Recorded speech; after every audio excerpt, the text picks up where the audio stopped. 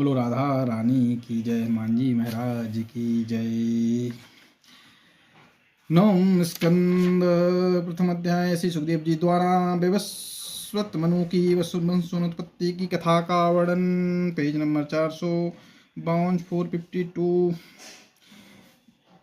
हृदय में गुरु वशिष्ठ का स्मरण करके उनका ध्यान किया। तत्पश्चात जब अंतर्यामी वशिष्ठ जी उसके पास आकर उपस्थित हो गए, तब सुदुम्न ने हाथ जोड़कर होते हुए दंडवत करके उनसे अपना समस्त वृत्तांत कहा और विनती की, है मुनिश्रेष्ठ, आपको ऐसा कृपा की जिससे मैं मुनि पुनः पुरुष हो जाऊं।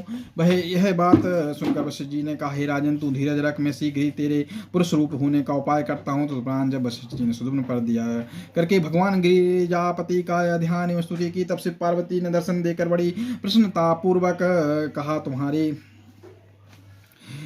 क्या अभिलाषा है। वशिष्ठ जी ने हाथ जोड़ते हुए प्रणाम किया, हे महादेव जी, आप सुदुम्न पर कृपा करके उसे पुनः स्त्री से पुरुष बना दीजिए। यह वचन सुनकर पार्वती जी बोली, है कि सुदुम्न के स्त्री हो जाने का कारण यह है कि महादेव जी ने अंबिकावन को श्राप दिया है, अतः वह श्राप मिट नहीं सकता। पार्वती के इस प्रकार कहने पर महादेव जी ने दया करते हुए कहा, हे वशिष्ठ, सुदुम्न 1 महीना पुरुष और तथा 1 महीना स्त्री रूप में रहा करेगा।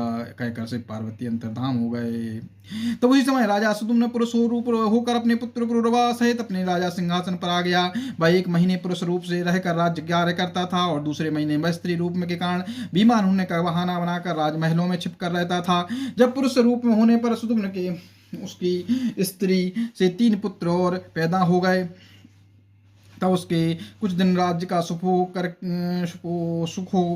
करके अपना मन संसार से व्यक्त कर लिया। तदुपरांत उसने अपने 3 पुत्रों को जो उसकी स्त्री से पैदा हुए थे उन्हें दक्षिण दिशा का राज्य दे दिया और अपने द्वारा कुछ दिन तक उत्पन्न हुए पुत्र पुरुरवा को, जो बुद्ध के वीर्य से पैदा हुआ था, अपने राज सिंहासन पर आरूढ़ करके स्वयंवर में जाकर कुछ दिनों तक भगवत स्मरण करके मोक्ष को प्राप्त हो गए। तत्पश्चात राजा पुरुरवा द्वारा चंद्रवंश तथा सुदुम्न के अन्य 3 पुत्रों द्वारा सूर्यवंश की उत्पत्ति हुई। बोलो कृष्ण भगवान की जय, राधा वल्लभ की जय, वृंदावन धाम की जय, हनुमान जी महाराज की जय, राधा रानी की जय। जय जय सीताराम।